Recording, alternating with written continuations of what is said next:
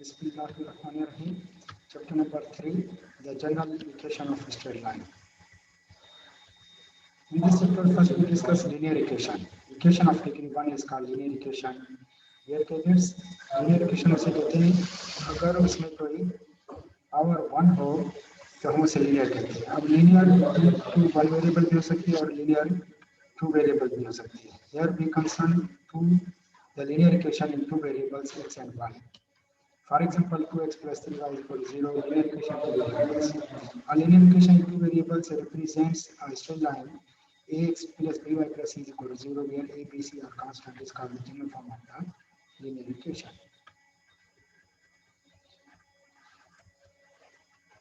Theorem: every linear equation represents a straight line. हर जो linear equation होती है वो इक्वेशन को रिप्रेजेंट लाइन को रिप्रेजेंट करती है. हर linear equation लाइन को रिप्रेजेंट करती है. जब आप इसका ग्राफ बनाते हैं तो वो एक स्ट्रेट लाइन आता है. General form of linear equation is ax plus by plus c is equal to 0. यहाँ आपके पास तीन केसेस हैं, हम वन बाय वन डिस्कस करते हैं. केस नंबर 1 है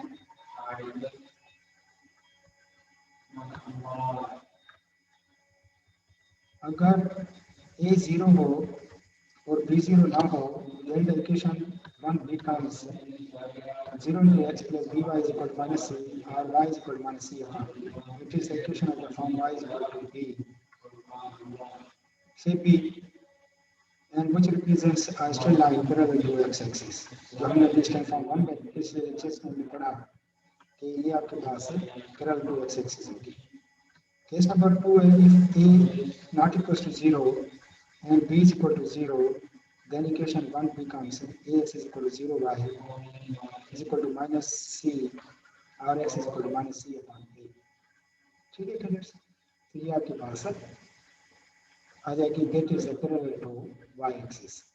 केस नंबर 3 है अगर a भी 0 ना हो b भी 0 ना हो तो फिर क्या होगा, तो फिर आपके पास y की हेल्प करेंगे minus a upon b x minus c upon b, which is the equation of the form y is equal to mx plus b. Here slope is minus a upon b and y intercept is minus c upon b. ये भी आपकी एक straight line है. Hence in all cases equation represents a straight line. Angle between two lines from L1 to L2 to L1 in the general form. Let any two lines L1 and L2 be represented by equations ax1 plus by1 plus c1 and L2 is a2x plus b2y plus c2 is equal to 0. We can write equation 1 and 2 as इसे आप case number 3 की शक्ल में लिखें y is equal to mx plus c and y is equal to mx plus c. Compare 3 and 4 with this equation and find the slope m1 is equal to minus a1 upon p1 and m2 is equal to minus a2 upon b2. And as we know that any formula tan theta is equal to plus minus m1 minus m2 upon 1 plus m2 m1. Put the value of m1 and m2, m1 and m2 are slopes. इसमें values आप put करें minus a1 upon b1 minus a2 upon b2 upon same, और उसके बाद आप इसमें से theta की वैल्यू मालूम करें तो theta is equal to tan inverse a2 b1 minus a1 b2 upon a1 a2 plus b1 b2 मिलेगा. ठीक है, तो यहाँ आपके पास दो रिमार्क्स हैं, दो कोरोलरीज हैं. कोरोलरी नंबर 1 है द लाइंस आर पैरेलल. हमें पता है जब लाइंस पैरेलल होती है तो उनका एंगल उनका इंक्लिनेशन 0 होता है. तो आप इसमें थीटा की जगह 0 पुट करें, tan थीटा tan 0 0 देगा, और यहाँ आप इसे हल करेंगे आपके पास आ जाएगा a2 b1 minus a1 b2 is equal to 0. यहाँ से इस और इस डिटरमिनेंट फॉर्म में आप लिख सकते हैं. कोरोलरी नंबर 2 है if the lines are perpendicular.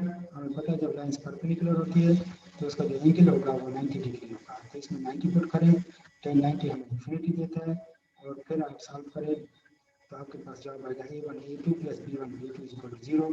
वहाँ आप उसे इस डिटरमिनेंट फॉर्म में भी लिख सकते हैं. नेक्स्ट टॉपिक है point of intersection of two straight line. ये कैटेट्स जब आपके पास दो स्ट्रेट लाइन होती हैं तो आप उनका पॉइंट ऑफ इंटरसेक्शन मालूम कर सकते हैं.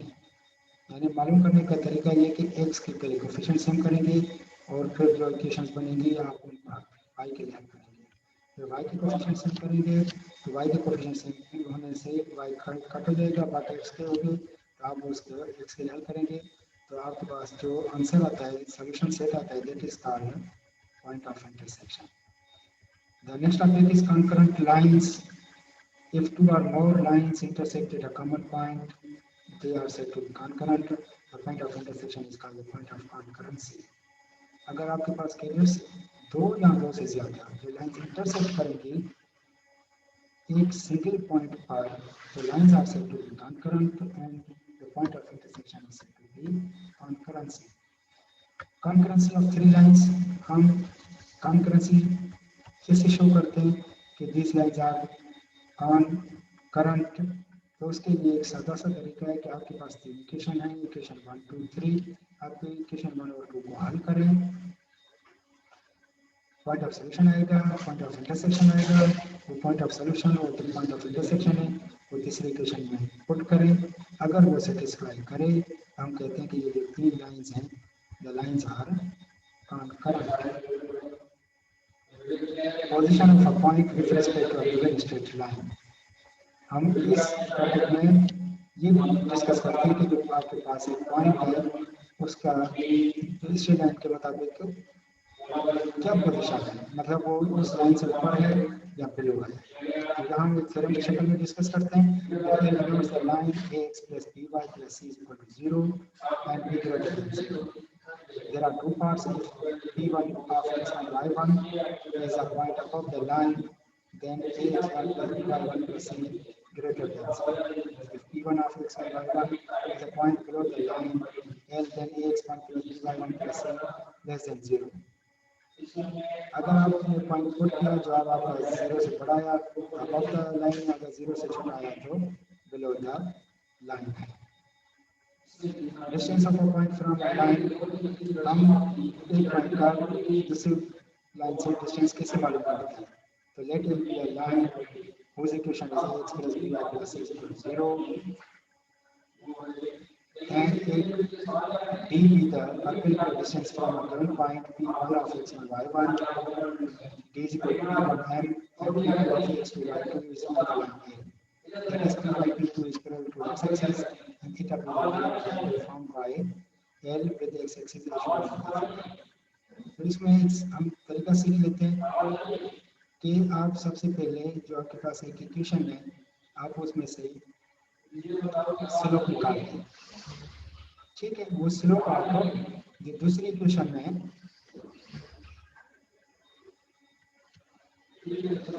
उसका जो पॉइंट है y minus y1 is equal to x minus x आप इसे सिंपलीफाई यूज करके आपको इक्वेशन बनाना है। तो इक्वेशन आएगी इन दो इक्वेशन का पॉइंट ऑफ इंटरसेक्शन मालूम कर लें तो आपके पास एक पॉइंट ऑफ इंटरसेक्शन आएगा, वो पॉइंट ऑफ इंटरसेक्शन आप उसमें से डिस्टेंस निकाल लें तो आपका डिस्टेंस आ जाएगा। Area of triangle let ABC be triangle with vertices A of B of C of draw a line AT is perpendicular to BC. Area of triangle is equal to half base into altitude. Area of triangle is equal to half base BC into DAT, where this symbol denotes area of the triangle. So BC is equal to x3 minus x2 upon plus y3 minus y1 whole square whole under root and equation of the BC joining two points this and this. तो आपने BC का आपने distance निकाला और BC की आपने equation निकाली by using the 2.5। तो ये आपके पास BC की इक्वेशन है कि and is given in diagram AD is perpendicular to the distance from A of x1 y1 to BC। तो ये परपेंडिकुलर डिस्टेंस होगा तो आप डिस्टेंस फॉर्मूला यूज करें AD is equal to this। तो ये मालूम हो जाएगा। उसके बाद आपने ये जो वैल्यूज है BC और AD की ये इस इक्वेशन में पुट करने के बाद हमें सिंपलीफाई करने के बाद हमें ये मिलेगा half x1 y1 x1 y1 1 x2 y2 1 x3 y3 1